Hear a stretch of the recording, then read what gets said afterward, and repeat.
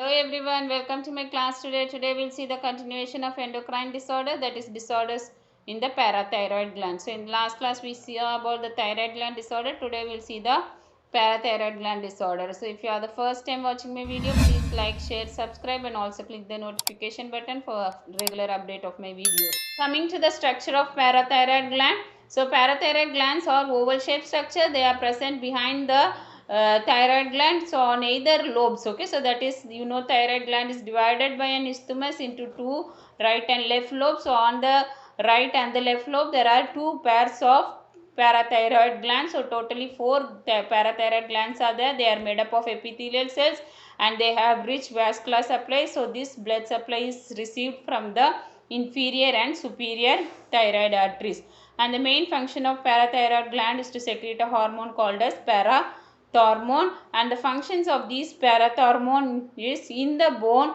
It will cause bone resorption. Resorption is removal of that is calcium from the bones, and that means it is inhibit the bone formation. So that is removing the calcium from the bones, and it will release the calcium and phosphate into the blood. Next, in kidneys, the calcium and phosphorus that are resorbed from the bone and they are coming into the blood. So from the blood they go to the kidneys. So in the kidneys there will be again calcium reabsorption back into the blood and phosphate will get excreted. And not only that, the kidney will convert the inactive form of vitamin D into an active form, that is 125 dihydroxyvitamin D3. In gastrointestinal tract, the parathormone directly does not have any action, but the active form of vitamin D that was converted in the kidneys will help in increasing the absorption of calcium from the GI system into the blood. Okay, so because of all these functions, when parathormone is functioning, there will be more calcium reabsorbed in the blood. Coming to the regulation of parathormone, parathormone is regulated by feedback system. That means it is not regulated by the hypothalamus or pituitary gland, but whenever the serum calcium levels are low, the parathormone will be secreted in order to increase the bone resorption of calcium, and thereby and also to increase the reabsorption of calcium from the kidneys and maintain the calcium level in the blood. And not only that, when the vitamin D levels are high, they will inhibit PTH secretion, and when there is low levels of magnesium, they will stimulate the PTH secretion. So this all to maintain the calcium balance in the blood. Coming to disorders of parathyroid gland, so there are hyperparathyroidism and hypoparathyroidism. So as the name hyper means, it is increased secretion of parathormone which can result in increased serum calcium level, and hypoparathyroidism is decreased secretion of parathormone which will result in inadequate circulating parathormone which can cause hypocalcemia due to lack of parathormone, that is parathormone cannot maintain the calcium balance in the blood. Okay, coming to the types of parathyroid gland disorders, there is hyperparathyroidism and hypoparathyroidism. Hyperparathyroidism, the types are primary hyperparathyroidism, secondary and tertiary hyperparathyroidism.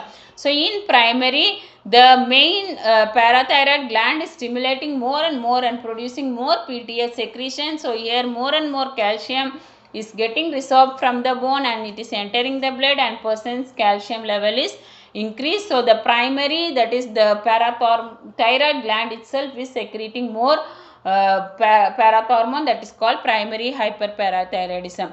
And secondary hyperparathyroidism is, the problem is not on the parathyroid gland, but there is some condition where the blood is having hypocalcemia, okay, due to any disorder, malabsorption, where the calcium is not getting absorbed properly in the blood, then the blood calcium levels are low. So at that time the parathyroid gland is keeping on getting stimulated in order to produce more and more parathormone, that is called as secondary hyperparathyroidism. So here the problem is not on the parathyroid gland, but due to low levels of calcium, the parathormone is getting stimulated more and more. And next is tertiary hyperparathyroidism. So here it occurs due to any hyperplasia or tumors of the pituitary gland.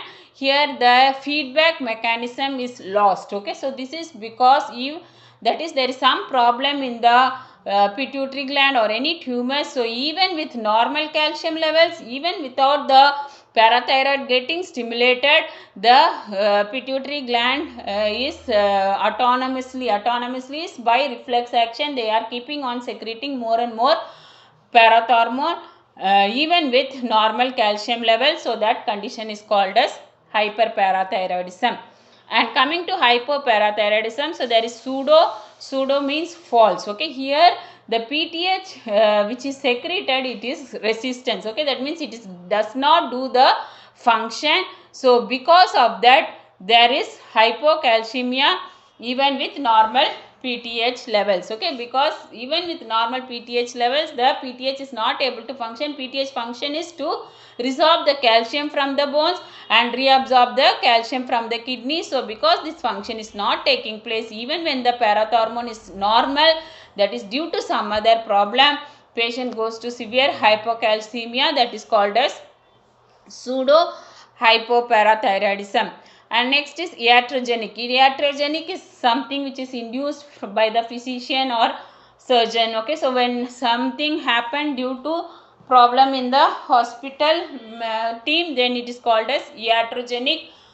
Iatrogenic hypoparathyroidism means there is accidental removal of parathyroid gland when the physician does some surgery in the neck. Okay, some neck surgeries when they perform, they may accidentally remove the parathyroid gland. Because of that, the parathormone is not secreted, that is called iatrogenic hypoparathyroidism. And next is idiopathic hypoparathyroidism. So here the cause is not known, the parathyroid glands are absent, or in place of parathyroid gland there is some genetic defect where fatty deposition is present. So in all these cases, parathormone is not stimulated, so it's not secreted, so patient will go for hypoparathyroidism.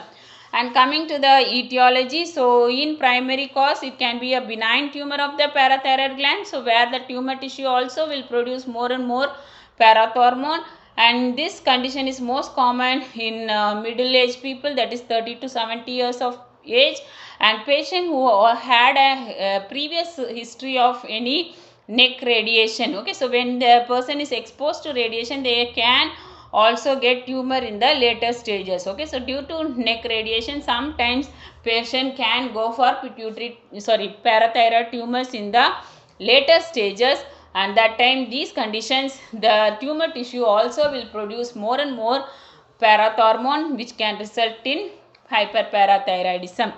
And next secondary cause is vitamin D deficiency. Okay, vitamin D is mainly necessary for intestinal absorption of calcium. So when vitamin D is deficient in the diet, then the calcium absorption will not be there. So when calcium absorption is not in the blood, then the parathormone will be secreted more and more in order to increase the calcium get resorbed from the bones and maintain the calcium level. They will increase the production. So when they keep on increasing, so it will become a habit and the PTH will be more and more increased, that is called hyperparathyroidism. Okay, again malabsorption syndrome, again here there is problem in the GI where the calcium is not getting absorbed into the blood.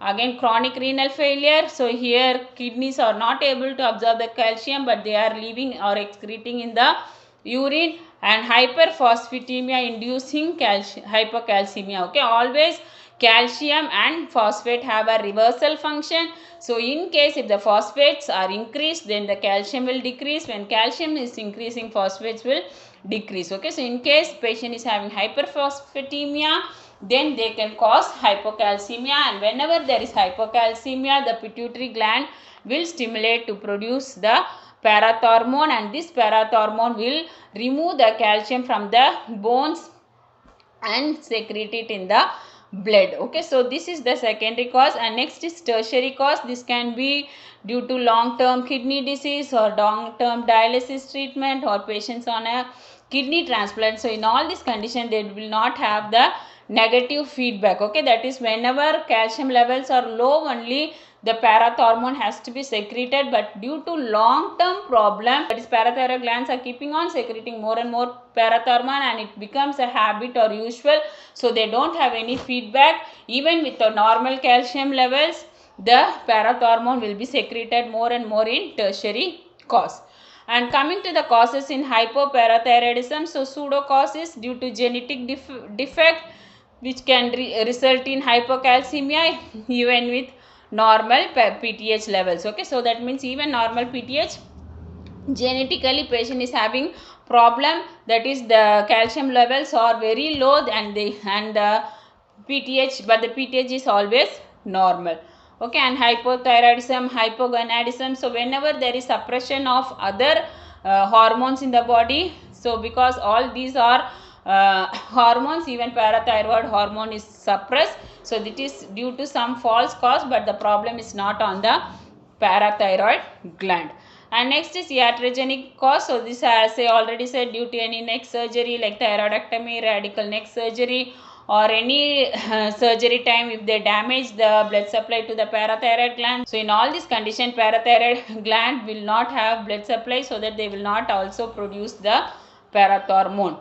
And idiopathic cause is cause not known. So again, it can be due to any genetic cause leading to absence of parathyroid glands and any parathyroid antibodies. Okay, so antibodies means they will destroy our own body tissue. So there is some antibodies which is destroying the parathyroid gland. So the parathyroid is going for atrophy or disease, so it cannot produce the parathormone, or fatty replacement of parathyroid glands. Okay, so that is genetically in the place of parathyroid gland some fat molecules are present, but they cannot do the parathyroid gland function.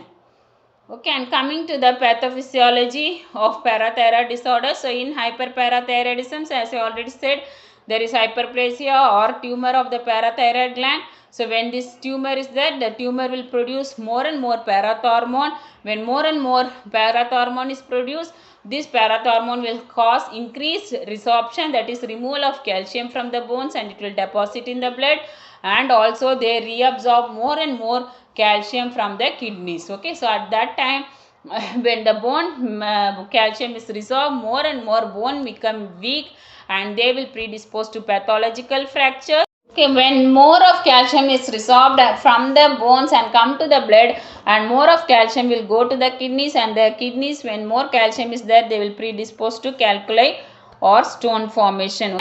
So in hypoparathyroidism, so here iatrogenic cause or any idiopathic cause where the parathyroid gland is not functioning properly. So here there won't be parathormone secretion. So when there is no parathormone, calcium is not absorbed in the blood, so calcium levels in the blood will be low, that is called hypocalcemia.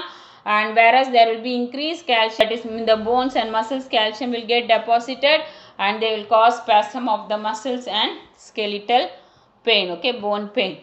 And coming to clinical manifestation, so in hyperparathyroidism there is weakness, fatigue, anorexia, excessive sleeping, emotional disturbances, dysrhythmia, hypertension, constipation. This all because increased calcium.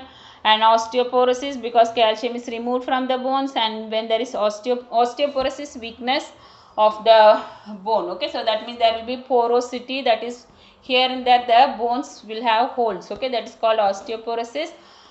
And pathological fracture is they can go for fracture because of increased resorption of calcium, and patient will have memory loss, confusion, coma. This all because increased calcium is going to the nerves. And hyperactive reflexes, headache, polyuria, and patient because of increased calcium rich blood going to the kidneys, the patient will go for nephrolithosis. Nephro is kidney, lith is stone, ascis is disease condition. Okay, so kidney stone. And hypoparathyroidism, patient will have tetany. Tetany is tingling sensation will be around the mouth, fingers, and all the fingers and feet will become spasm. And in severe cases, they can cause laryngeal spasm and airway obstruction, which is very life threatening, and emergency treatment is needed. Okay, and the other condition, as I already said, when more calcium is deposited in the bone and that is they don't reabsorb, then there can be skeletal pain. Again, When the calcium is present in the muscles, they will cause increased muscle tone, and due to the laryngeal spasm, there will be spasm of the throat muscles, dysphagia, that is difficulty in swallowing, and always there will be a constricted feeling on the throat, anxiety, difficult walking. Again, this is because of excess calcium in the bones, and urinary incontinence, okay, because calcium will get excreted in the urine, so patient will always have more of urinary incontinence. Okay, these two signs you will see on patient with hypoparathyroidism. So these are mainly signs of hypocalcemia, okay, decreased calcium in the blood. So chopstick signs is when you gently tap on the facial nerve. So this facial nerve is running in before the ears, okay. When you gently tap, there will be twitching and contraction of the facial muscle, that is positive chopstick sign. And positive trousseau sign is when you tie the BP cuff on the upper arm and you have to inflate the BP cuff, so that is above the systolic pressure. When you tie and inflate and keep it for sometimes, all the fingers will go for spasm, okay. So carpal spasm. So when these two signs are present, then patient is having severe hypocalcemia. Okay, next diagnostic findings. So in hyperparathyroidism, so the parathormone level will be elevated, calcium level also will be elevated more than 10 milligram per deciliter. So and phosphorus level will be less, because always calcium and phosphorus are reversal, so it will be less than 3 milligram per deciliter. And serum chloride, urea, creatinine, this all will be elevated if patient is having a kidney disease due to excess calcium going to the kidneys, okay. And patient is predisposing to calcium stones, and when more calcium is present, again patient can go for pancreatitis, and the serum amylase will not be used by the for the digestion, okay. So at that time patient will have increased serum amylase. And urine analysis will show urinary calcium, presence of more calcium in the urine, and DEXA scan. So this is to see whether the bones are healthy, okay. So because there is more parathormone will cause more resorption of calcium from the bones, so to see the strength of the bones, they do a DEXA scan, and MRI, CT, ultrasonography, these all are done for the neck to identify if there is any adenoma or tumor of parathyroid gland.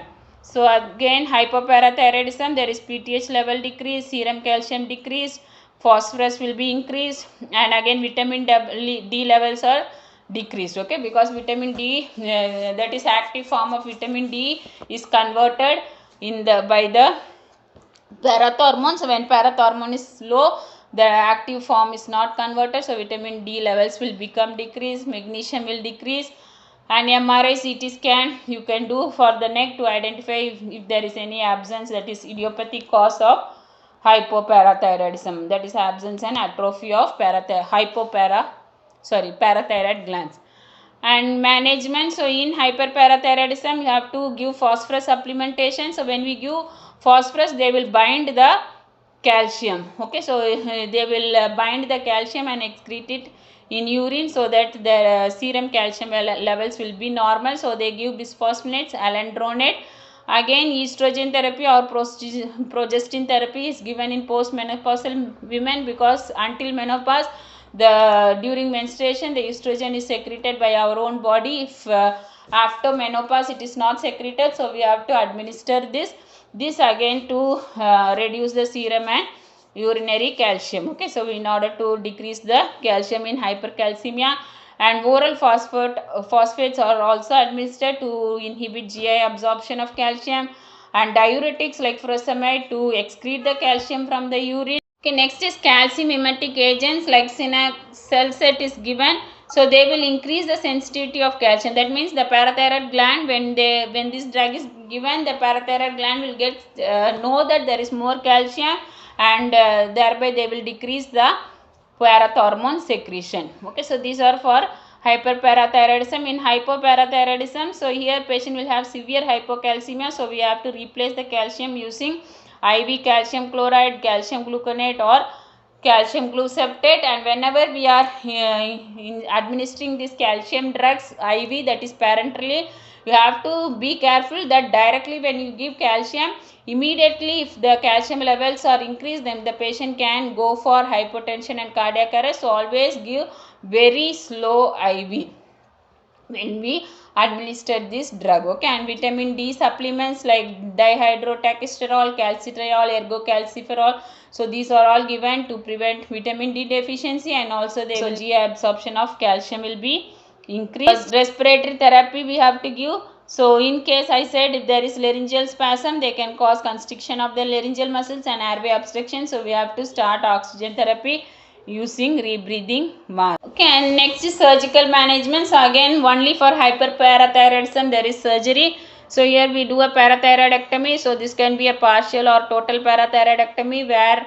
only one or two parathyroid glands will be removed in partial. In total, all 4 parathyroid glands will be removed. And whenever we do a parathyroidectomy surgery, we have to keep the calcium bedside so that anytime patient can go for sudden hypocalcemia, and it is an emergency condition, so we have to treat with calcium supplementation.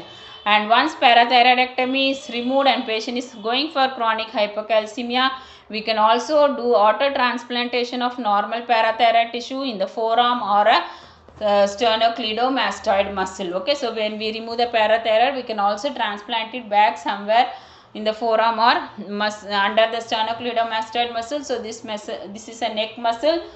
So you can so this will allow the PTH secretion so that normal calcium level can be obtained. Okay, next is nutritional management. So in hyperthyroidism, so we have to advise foods rich in phosphorus so that they will bind the calcium from the blood. So these are beans, lentils, meats and nuts are given. And calcium rich foods and vitamin D rich food should be avoided because already hypercalcemia is there. And also tell the patient to drink more of oral fluids so that it will prevent renal stone, and also it will help in removing the excess calcium in urine. And in hypoparathyroidism, we have to tell the patient to take diet rich in calcium like dark green vegetables, soya beans, dairy products should be done. And vitamin D sources like egg yolk, cereals, fish, cheese, orange juices should be advised. This all will increase the calcium absorption from the GI system. And oxalic acid food also is given. This is to maintain the calcium levels in the blood. Green leafy vegetable, fruit, nuts and beetroots are given.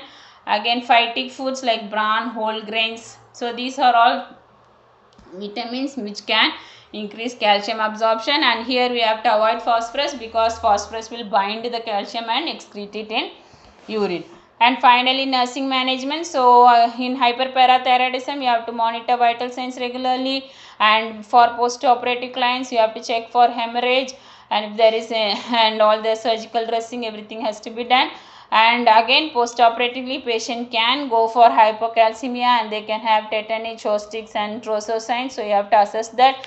And if there is a need for IV calcium, then you have to administer it and monitor intake output chart regularly. So because patient has to be well hydrated in order to prevent the kidney stone. We have to teach regarding exercise program and mobility because exercise and mobility will help in resorption of calcium and the calcium from the bone, so that post-operatively calcium levels can be maintained in the blood. And also tell the patient the signs of hypo and hypercalcemia like all the Chostic, Trousseau signs and renal calculi, weight loss, anorexia. So all those signs you have to explain and tell the person to come to the hospital whenever any signs and symptom occurs. And not only that, regular follow-up has to be done. And in hypoparathyroidism, you have to again monitor vital signs and respiratory function. So here I said laryngospasm will be there, so patient respiration can get dearranged, so you have to see whether their respiration is normal.